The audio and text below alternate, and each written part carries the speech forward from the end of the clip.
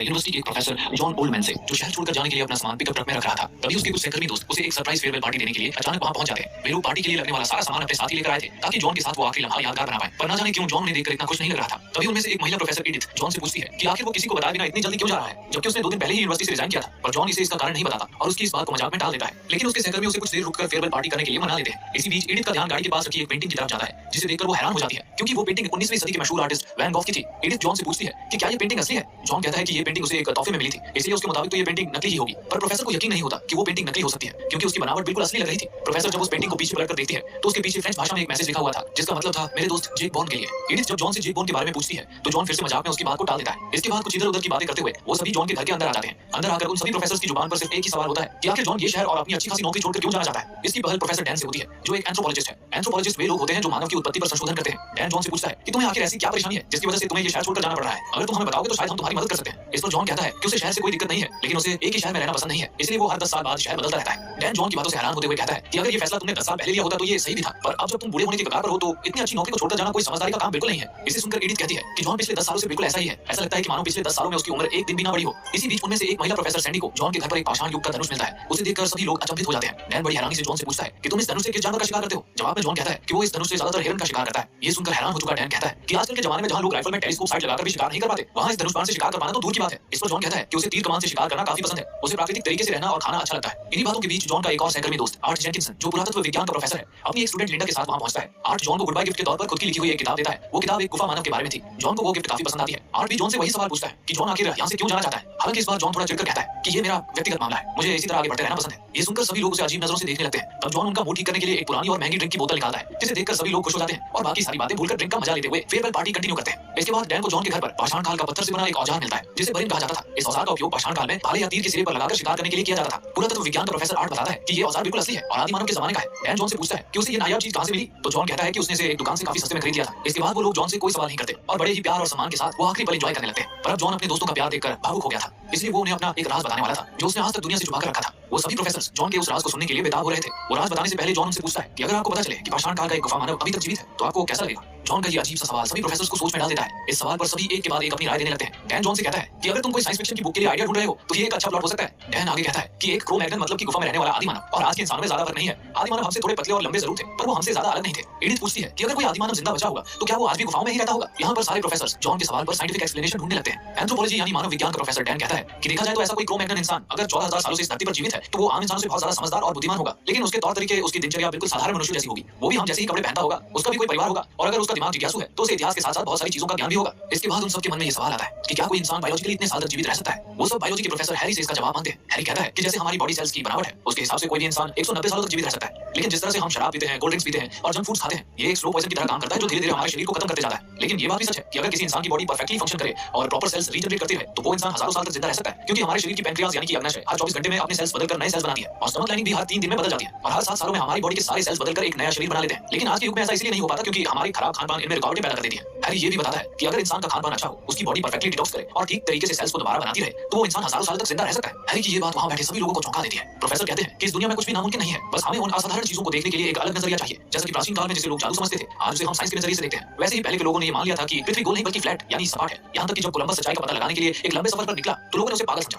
पर कोलंबस ने पता लगा ही लिया कि पृथ्वी गोल है। इसी बीच जॉन कुछ ऐसा कहता है जिसे सुनकर वहां बैठे लोगों के चेहरे से हवाएं उड़ जाती हैं। जॉन कहता है कि मैं भी कोलंबस के साथ उस सफर पर गया था, मुझे यकीन था कि पृथ्वी गोल है, लेकिन कहीं ना कहीं मुझे ये भी लगता था कि एक ना एक दिन हम पृथ्वी के किसी छोर पर पहुंचकर वहां से नीचे गिर जाएंगे। ये कहकर जॉन खुद को ही अपनी कहानी का 14,000 साल पुराना गुफा मानव साबित करने की कोशिश कर रहा था। ये सुनकर सब एक पल के लिए शांत हो जाते हैं। डैन जॉन से पूछता है क्या तुम हमारे यहाँ आने से पहले ही शराब पीकर बैठे थे जो नशे में ऐसी बहकी बहकी बातें कर रहे हो। तो जॉन कहता है कि यहाँ पर हर फील्ड के प्रोफेसर्स बैठे हैं तो ये एक नई चीज सीखने का अच्छा मौका है। मान लो कि मैं ही वो क्रो-मैग्नन यानी गुफा मानव हूँ, अब बताओ तुम लोगों की इस पर क्या राय है। तभी जॉन एक गुफा मानव की आवाज निकालकर सबको डरा देता है। सभी लोग हंसने लगते हैं। इसी दौरान इतिहास की प्रोफेसर सैंडी भी वहां आ जाती है। सैंडी दिल ही दिल में जॉन से प्यार करती थी। वो पूछती है कि यहाँ क्या चल रहा है। इस पर बाकी सब कहते हैं। जॉन कह रहा है कि उसकी उम्र 14,000 साल है, क्या तुम्हें भी जॉन एक गुफा मानव लगता है। इस बात पर हंसती हुई सैंडी कहती है कि जॉन तो उसे 900 दिन से एक भी दिन ज्यादा का नहीं लगता। अब सभी को जॉन की ये कहानी इंटरेस्टिंग लगने लगी है। वो जॉन की थ्योरी को आगे सुनाने के लिए उसे प्रोत्साहित करते हैं। तभी जॉन सबसे कहता है कि हर 10 साल बाद जब लोग नोटिस करने लगते हैं कि मेरी उम्र नहीं बढ़ रही है तो मैं वहां से कहीं दूर चला जाता हूं ताकि कोई मेरी सच्चाई न जान जाए। यहाँ पर प्रोफेसर्स फिर कंफ्यूज हो जाते हैं और पूछते हैं क्या तुम्हें सचमुच लगता है कि तुम एक क्रो-मैग्नन हो। तो जॉन कहता है कि मैंने आर्कियोलॉजिकल डेटा, मैप्स और एंथ्रोपोलॉजिकल रिसर्च से अपनी उम्र का अनुमान लगाया है। जब हजारों साल पहले मैं पैदा हुआ था तब 34 साल की उम्र तक मेरे शरीर में आम लोगों की तरह ही बदलाव होते रहे, लेकिन 35 साल बाद मेरी उम्र बढ़नी बंद हो गई। गुफा में रहने वाले मेरे साथी बूढ़े होते चले गए, लेकिन मैं 35 साल का ही रहा। ये देखकर मेरे साथियों को लगता था कि मैं कोई जादू टोना करके उनकी उम्र चुरा रहा हूं, इसलिए उन्होंने मुझे अपने दल से भगा दिया। हालांकि इसके बाद भी वे लोग मेरा पीछा करते रहे ताकि मुझे मार सके। इस पर प्रोफेसर्स कहते हैं कि अगर ये सच है तो तुम अपने बचपन की कुछ यादें बताओ। तो जॉन कहता है कि मुझे सारी बातें याद नहीं रहती क्योंकि मेरी मेमोरी भी आम इंसान जैसी ही है, मुझे बस कुछ बड़े और खास इवेंट्स ही याद रहते हैं। यहाँ पर जॉन उन्हें अपनी कुछ ऐसी खास यादें बताता है जिन्हें वो हजारों साल से आज तक भुला नहीं पाया।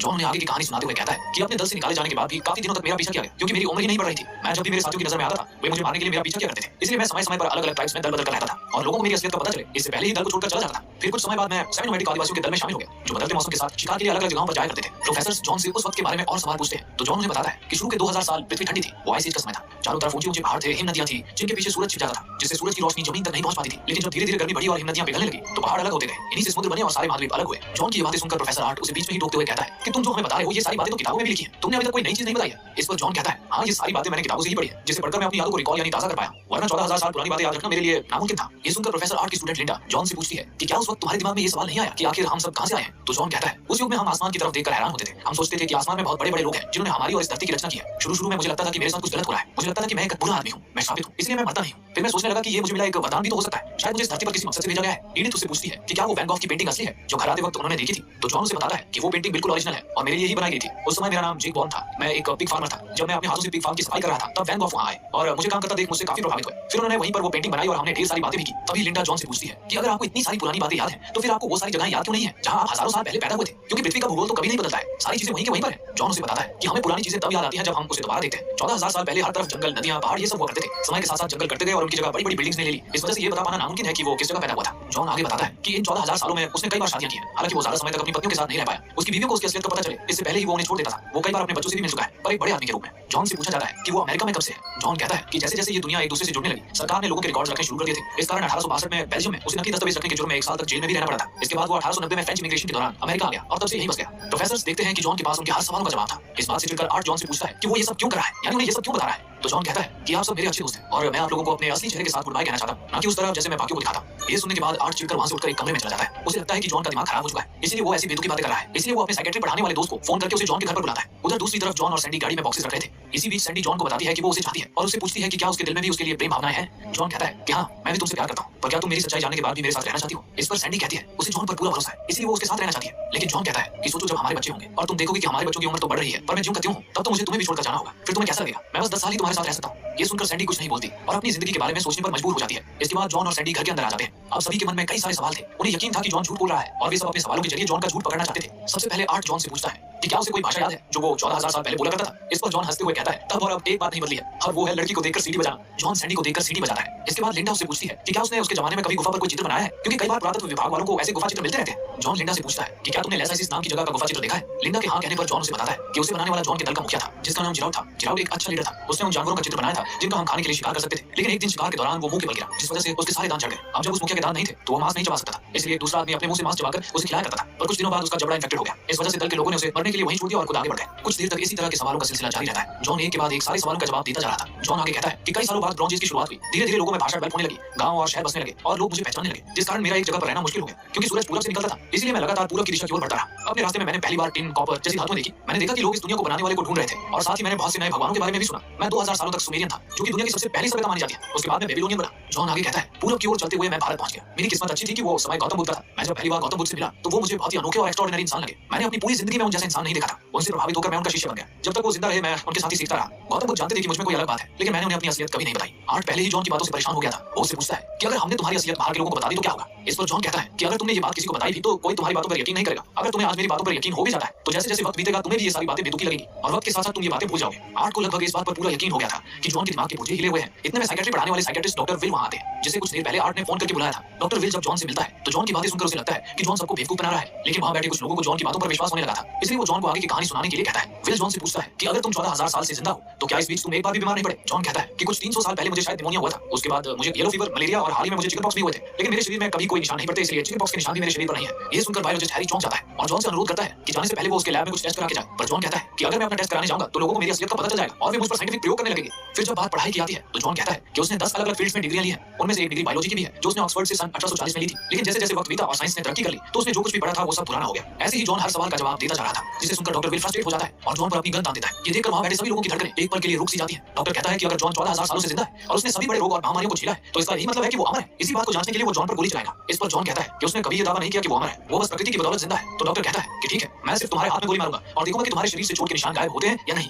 लेकिन सभी लोग डॉक्टर को ऐसा करने से रोकते हैं। डॉक्टर गुस्से में घर से बाहर निकल जाता है। तभी हैरी सबको बताता है कि कल ही विल की बीवी, जिसे वो बेहद चाहता था, उसकी कैंसर की वजह से मौत हो गई। शायद इसी वजह से विल पहले से परेशान था और परेशानी में ही उसने ये कदम उठाया है। ये बात सुनते ही जॉन भागकर विल के पास जाता है और उसे दिलासा देता है। जॉन उसकी बंदूक भी ले लेता है, इस डर से कि फ्रस्ट्रेशन में विल खुद को कुछ कर न ले। अंदर सब लोग जॉन की आगे की कहानी सुनने के लिए बेताब हो रहे थे, पर वहां कुछ प्रोफेसर को अब जॉन से जलन होने लगी थी, क्योंकि उनके चाहने वाले वक्त के साथ गुजर चुके थे। लेकिन जॉन हजारों सालों से जीवित है। यहाँ पर इंसान की एक भावना को दर्शाया गया है कि इंसान हमेशा दूसरों की खुशी और तरक्की से चलता है, फिर चाहे वो उनका दोस्त या रिश्तेदार ही क्यों ना हो। जॉन आगे बताता है कि 17वीं शताब्दी में मुझे एक आदमी मिला था, उसकी शक्तियां भी बिल्कुल मेरे जैसी ही थी। जिस तरह से मैं एक लंबी जिंदगी जी रहा हूँ, वो भी बिल्कुल वैसे ही जी रहा था। हम दोनों ने 2 दिनों तक बातें की और एक दूसरे को सबूत भी दिए, और जब हम अलग हुए तो हमने वादा किया कि हम एक दूसरे के टच में रहेंगे। हालांकि उसके बाद हम कभी नहीं मिले, पर 200 सालों के बाद मुझे ऐसा लगा कि मैंने उसे एक रेलवे स्टेशन पर देखा था, लेकिन इससे पहले कि मैं उससे मिल पाता वो भीड़ में कहीं गायब हो गया। इसके बाद जॉन से ऐसा सवाल पूछा जाता है जिसका जवाब जानने के लिए सारे प्रोफेसर एक्साइटेड हो जाते हैं। जॉन से पूछा जाता है कि क्या वो अपनी पूरी जिंदगी किसी बड़े धर्मगुरु या ऐसे किसी धार्मिक आदमी से मिला है जिन्हें आज सब लोग पूछते हैं। इस पर जॉन कहता है कि वो किसी धर्म या भगवान को नहीं मानता, और बताता है कि जब मैं गौतम बुद्ध से मिला था तो उनकी सोच ने, उनकी बातों ने मुझे काफी प्रभावित किया था। मैं उनकी सोच को दुनिया भर में फैलाना चाहता था ताकि लोग एक दूसरे से धर्म के नाम पर लड़ना बंद कर दें। इसके बाद मैं यूरोप आ गया, जहां रोम में मैंने ये विचार लोगों तक पहुंचाने शुरू कर दिए, लेकिन वहां के लोगों ने इस नए विचार को अपनाने से इनकार कर दिया और मुझे राज्य से बाहर कर दिया। फिर मैं वहां से ईस्टर्न यूरोप आ गया, जहां मैं एक छोटे से गांव में रहा। वहां पर मैं गांव वालों को गौतम बुद्ध के विचार सिखाने लगा। गांव वाले मेरी बातों से बहुत प्रभावित हुए थे, इसलिए वो मेरी पूजा करने लगे और उन्होंने मेरी एक बड़ी सी मूर्ति भी बना डाली। इसी तरह मैं अपने शुद्ध मन और विचारों के कारण प्रचलित होने लगा। लेकिन मुझे बुरा तब लगा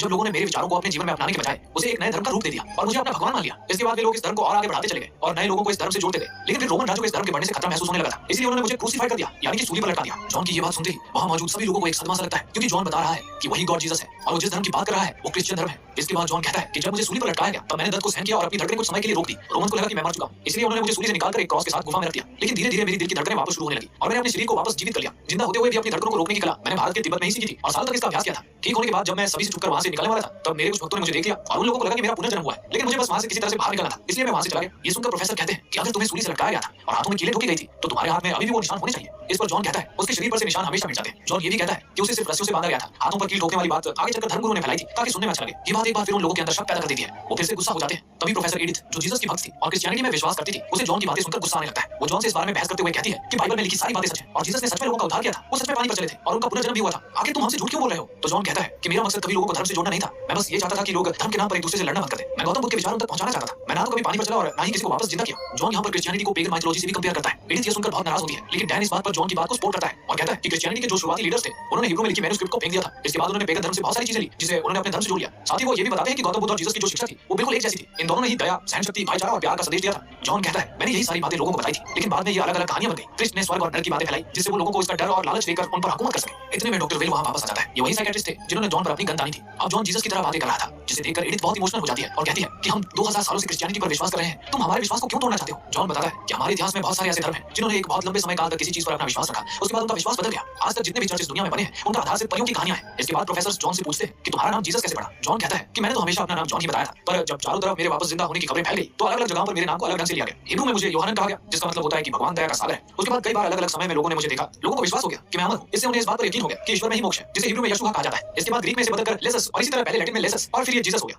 ये सुनकर एडिथ कहती है कि ये सच नहीं हो सकता, तुम जीसस नहीं हो सकते। तो जॉन बताता है कि एक दिन एक पहाड़ी पर मैंने गौतम बुद्ध से जो सीखा था वो मैं लोगों को समझाने की कोशिश कर रहा था। वहां पर बस कुछ ही लोग बैठे थे, तब मैंने उन्हें एक चॉइस दी थी कि तुम्हें क्या लगता है कि मैं कौन हूं? वही चॉइस मैं आज आप लोगों को भी दे रहा हूं। यहाँ पर जॉन के शब्दों में, उसकी आवाज में, उसके चेहरे पर वो गहराई होती है जिससे अब सबको विश्वास हो जाता है कि जॉन जो कुछ भी कह रहा है वो बिल्कुल सच है और पिछले 2000 सालों से वो जिस धर्म की राह पर चल रहे थे, जिस बाइबल को फॉलो कर रहे थे, वो सिर्फ एक कहानी मात्र से ज्यादा और कुछ भी नहीं है। ये जानकर वहां बैठे सभी लोग बहुत इमोशनल हो जाते हैं, मानो जैसे भगवान के ऊपर से उनका विश्वास पूरी तरह से टूट गया हो। लेकिन डॉक्टर विल को अभी भी लग रहा था कि जॉन बस लोगों की अटेंशन पाने के लिए झूठ बोल रहा है। विल कहता है कि जॉन तुम्हें ये सब खत्म करना होगा, तुम्हें सच्चाई बतानी ही होगी। इस पर जॉन कुछ देर के लिए शांत हो जाता है और कुछ सोचने लगता है और अचानक वो सबसे ये कहता है कि हाँ, ये सिर्फ एक कहानी है, मैं तुम सबको सिर्फ एक कहानी सुना रहा था। आज यहाँ पर अलग अलग फील्ड्स के प्रोफेसर जमा हुए थे। साथ ही जब आर्ट ने उसे गुफा मानव की किताब गिफ्ट के स्वरूप में दी थी तब उसे इस कहानी का सुझाव आया। ये सुनकर सभी लोग बहुत निराश हो जाते हैं और जॉन को खरी खोटी सुनाते हुए एक एक करके उसके घर से चले जाते हैं। प्रोफेसर डैन, जिसने कई बार उसकी कई बातों का समर्थन किया था और जिसे लगभग ये यकीन हो गया था कि जॉन सच में एक दैवीय पुरुष है, वो तो गुस्से से पागल हो जाता है। डैन जॉन को खूब खरी खोटी सुनाकर वहां से चला जाता है। अब वहां सिर्फ जॉन और उसकी गर्लफ्रेंड सैंडी ही बचते हैं। बाकी लोग तो वहां से एक एक करके वापस जा रहे थे, पर सैंडी को पूरा यकीन था कि जॉन ने जो कुछ भी कहा था वो बिल्कुल सच है। सैंडी जॉन से पूछती है कि तुमने अपने नाम कितनी बार बदले? तो जॉन कहता है मैंने कभी अपना नाम नहीं बदला, सिर्फ सरनेम बदले। जॉन एक एक करके अपने सरनेम बताता है। उसके बाद वो कहता है कि आज से 60 साल पहले मैं हार्वर्ड में पढ़ता था, तब मेरा नाम जॉन थॉमस पार्टी था। जॉन की ये बात पीछे से आता हुआ साइकियाट्रिस्ट डॉक्टर विल सुन लेता है, जिसे पहले जॉन की बातों पर जरा भी यकीन नहीं था। लेकिन जब जॉन के मुंह से वो ये नाम सुनता है तो उसे गहरा सदमा लगता है। वो कहता है कि ये नामुमकिन है, क्या तुम वहां पर केमिस्ट्री पढ़ाते थे? तो जॉन कहता है कि हाँ, मैं वही हूँ। विल को इस पर बिल्कुल भी विश्वास नहीं होता। तभी जॉन उससे कहता है कि तुम्हारी माँ का नाम नोला था। फिर विल पूछता है मेरे जन्म से पहले हमारे पास एक पालतू कुत्ता था, उसका नाम क्या था? तो जॉन कहता है कि उसका नाम वोफी था। ये बात बिल्कुल सच थी। ये जानने के बाद कि जॉन ही विल का पिता है, विल बहुत इमोशनल हो जाता है और रोते हुए जॉन से सवाल करता है कि तुमने मेरी मॉम को क्यों छोड़ दिया, तुम हमें छोड़कर क्यों चले गए थे? इस पर जॉन कहता है कि अब तुम्हें पता है कि मैं तुम्हें क्यों छोड़कर गया था। इस बात से विल को गहरा सदमा लगता है और उसे हार्ट अटैक आ जाता है, जिससे विल की मौके पर ही मौत हो जाती है। ये घटना जॉन के लिए बहुत तकलीफदेह थी, क्योंकि जॉन ने पहली बार अपने किसी बेटे को अपने हाथों में मरते हुए देखा था। कुछ देर बाद एम्बुलेंस वहां आकर विल की डेड बॉडी ले जाती है। इस जगह से थोड़ी दूर डैन पाषाण युग के उस पत्थर को हाथ में लिए घूर रहा था। जो उसने जॉन के घर से लिया था। दिल के किसी कोने में उसे अभी भी जॉन की बताई हुई कहानी सच लग रही थी। दूसरी ओर जॉन अपनी कार में बैठकर वहां से हमेशा के लिए जाने लगता है। तभी वो थोड़ी दूर जाकर कार रोक देता है और सैंडी का इंतजार करने लगता है। वैसे तो जॉन को लगा था कि उसकी सच्चाई जानने के बाद सैंडी उसके साथ नहीं रहना चाहेगी, पर सैंडी जॉन से सच्चा प्यार करती थी, इसलिए वो जॉन के साथ चली जाती है। इसी के साथ ये फिल्म यहीं पर खत्म